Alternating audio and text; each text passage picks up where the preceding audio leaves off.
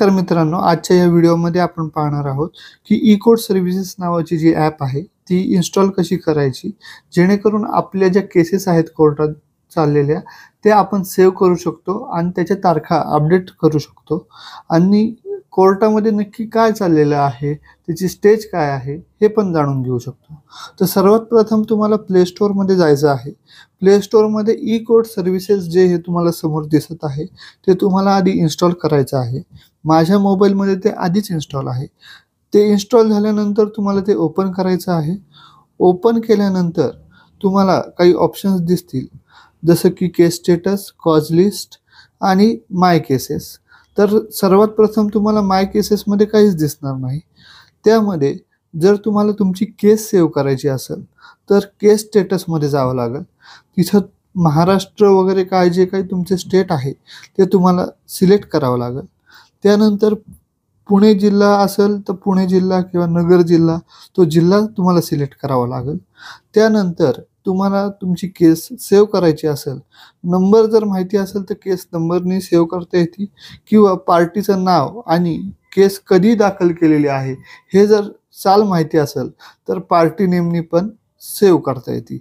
तर सर्वात प्रथम आपण केस नंबरनी करूयात. तर याच्यामध्ये तुम्हाला कोर्टाचं नाव जे काय आहे ते सिलेक्ट करायचं आहे, जसं की शिरूर, पुणे, खेड, बारामती, सासवड. तर आपण शिरूर पकडू. शिरूरमध्ये केस टाईप तुम्हाला सिलेक्ट करावं लागेल. तालुक्याच्या प्लेसेसला जर सिव्हिल केस असेल तर मोस्टली रेग्युलर सिव्हिल सूट असतो, त्याला आपण रेग्युलर मुकदमा म्हणतो. तर RCS म्हणून एक ऑप्शन आहे इथं जे तुम्हाला दिसत आहे. RCS म्हणजे रेग्युलर सिव्हिल सूट किंवा दरखास्त जर असेल तर रेग्युलर दरखास्त. तर तुम्हाला RCS सिलेक्ट करायचा आहे. त्यानंतर तुमच्या केसचा जो काही नंबर असेल, फॉर एक्झाम्पल आपण इथं 12 नंबर घेऊ आणि साल आपण घेऊ 2024. आता जे काही तुमचं साल असेल आणि जी काही केस नंबर असेल ते तुम्हाला इथं सिलेक्ट करायचं आहे. त्यानंतर तुम्हाला इथं गो म्हणायचं आहे. गो म्हटल्यानंतर इथं तुम्हाला दिसेल कुणाच्या विरुद्ध दाखल केलेला आहे. इथं बेंद्रे म्हणून केस आहे.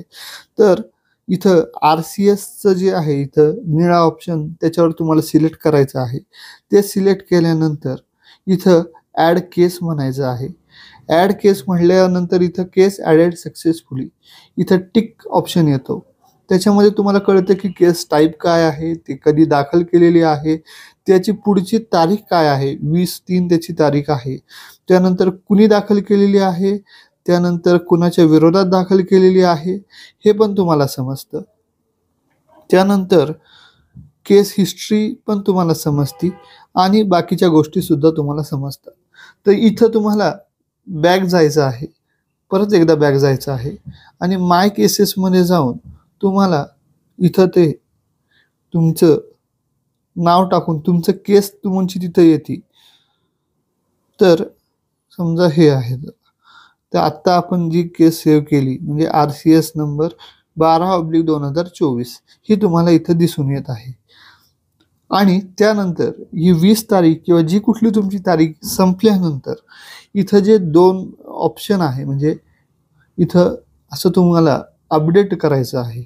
जर केस अपडेट करायची असेल, पुढची तारीख तुम्हाला जाणून घ्यायची असेल, हे अपडेट नावाचं जे ऑप्शन आहे ते तुम्हाला तिथं प्रेस करावं लागेल आणि पुढची तारीख जी काय असेल ती तुम्हाला समजेल. धन्यवाद.